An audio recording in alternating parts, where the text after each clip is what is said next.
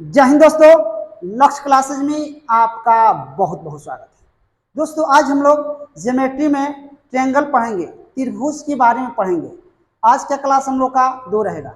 आज सबसे पहले हम लोग अंतः केंद्र के बारे में जानेंगे। अंतः केंद्र यानी इन सेंटर। देखिए किसको बोलते हैं? त्रिभुज में तीनों शीर्ष कोणों का समद्विभाजक के कटान बिंदु को अंतः केंद्र कहते हैं। ये शीर्ष है, ये शीर्ष है, ये शीर्ष है, इसका समद्विभाजक है, इस कोण का समद्विभाजक, इस कोण का समद्विभाजक यहाँ मिल रहा है ना आई पे, तो इसी को हम लोग क्या बोलते हैं? अंतः केंद्र बोलते हैं। देखिए एक क्वेश्चन हम लोग समझ लेते हैं। कोण बी आई सी ज्ञात करना हो तो फॉर्मूला होता है 90 प्लस a/2, है ना।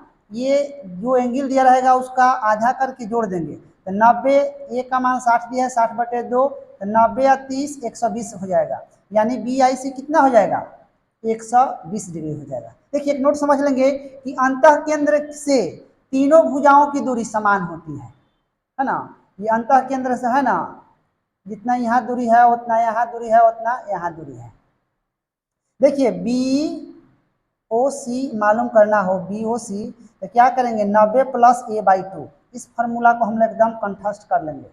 इस पर हम लोग को प्रश्न मिलेगा बनाने को। चलिए आगे समझते हैं लंब केंद्र। लंब केंद्र कहने का मतलब ऑर्थो सेंटर।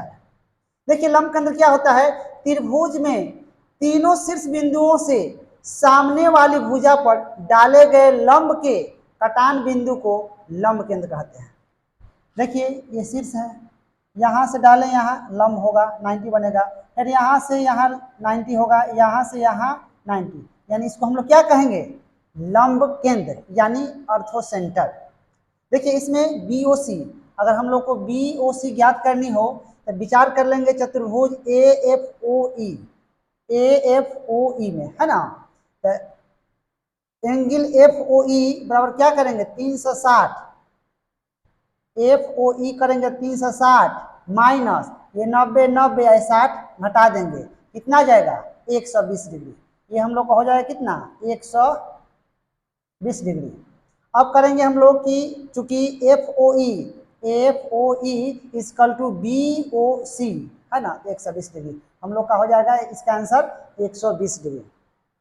चलिए अब हम समझ लेंगे कि न्यून कोण त्रिभुज में लंब केंद्र कहाँ होगा, समकोण त्रिभुज में लंब केंद्र कहाँ होगा, और अधिक कोण त्रिभुज होगा तो उसका लंब केंद्र कहाँ होगा। देखिए न्यून कोण त्रिभुज होगा तो न्यून कोण त्रिभुज में लंब केंद्र त्रिभुज के अंदर स्थित होता है। ये न्यून कोण त्रिभुज है, इसका जो लंब केंद्र होगा वो त्रिभुज के अंदर ही स्थित होगा।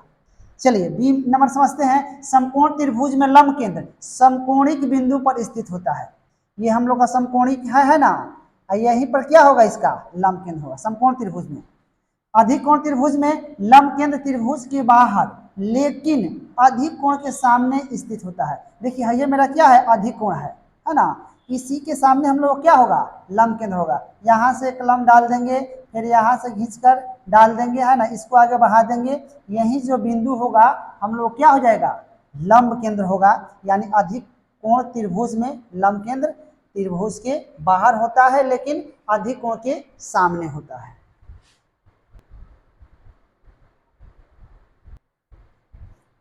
आइए अगले कंसेप्ट को समझते हैं। किसी त्रिभुज में तीनों भुजाओं के मध्य बिंदुओं को, ये तीनों भुजाओं के क्या है? मध्य बिंदुओं को मिलाने पर बनने वाले छोटका त्रिभुज का लंब केंद्र, छोटा त्रिभुज का लंब केंद्र बड़का त्रिभुज के परिकेंद्र होता है। ये बड़ा त्रिभुज का क्या होगा? परिकेंद्र होगा, और छोटका त्रिभुज का क्या होगा? लंब केंद्र होगा।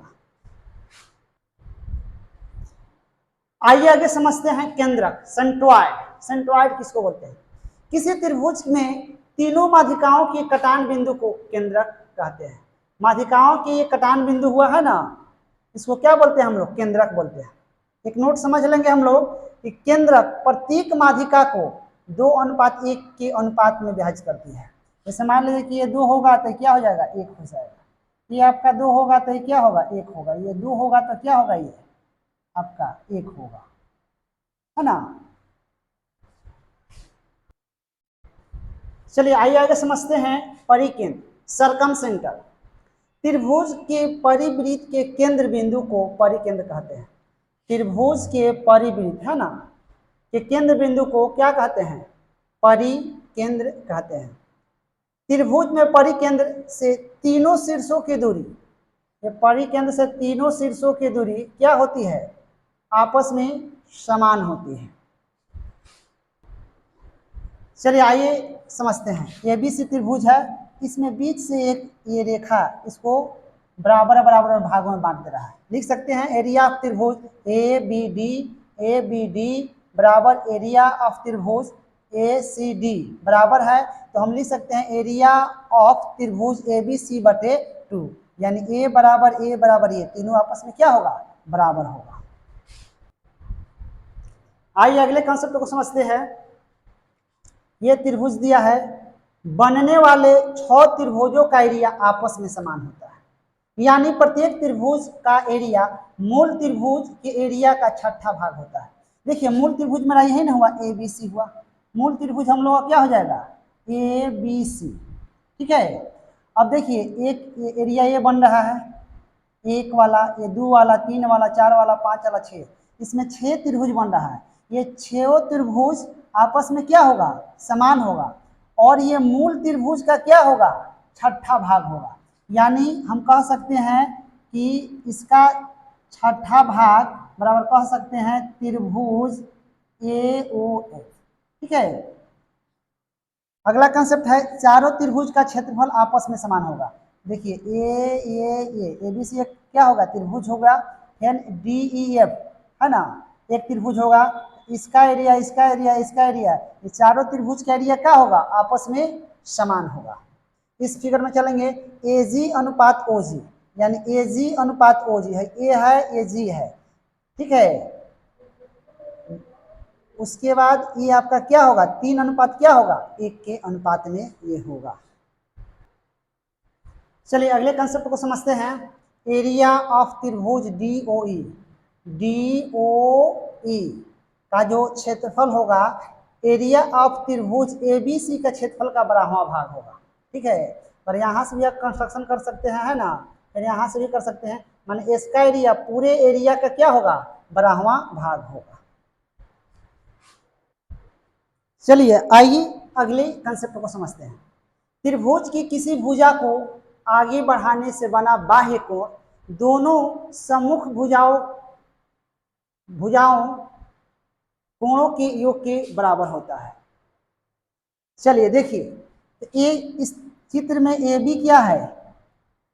त्रिभुज की भुजा है, इसको आगे डी तक बढ़ाया है ना, तो कोण बन रहा है डी बी सी, ये कोण। तो देखिए ये कोण बराबर होता है ये दोनों कोणों का योग के बराबर होता है ना। तो डीबीसी बनता है, तो कोण डीबीसी इक्वल टू हो जाएगा बी कोण बी ए सी प्लस कोण बी सी ए, यानी हर दोनों का योग इसके बराबर होता है। चलिए आइए अगले कंसेप्ट को समझते हैं। यदि त्रिभुज की तीनों भुजाओं के क्रम से आगे बढ़ाया जाए, यानी इस भुजा को भी आगे बढ़ाया जाए, इस भुजा को भी आगे बढ़ाया जाए, इस भुजा को भी आगे बढ़ाया जाए, तब सभी बहिष कोण का योग 360 होता है। यानी ये कोण ये कोण ये कोण, तीनों कोणों का योग बहिष कोण को जोड़ दिया जाए तो कितना होगा? 360 डिग्री। तो कोण डी ए बी प्लस कोण ई बी सी प्लस कोण एफ सी ए बराबर कितना होता है? 360 डिग्री होता है।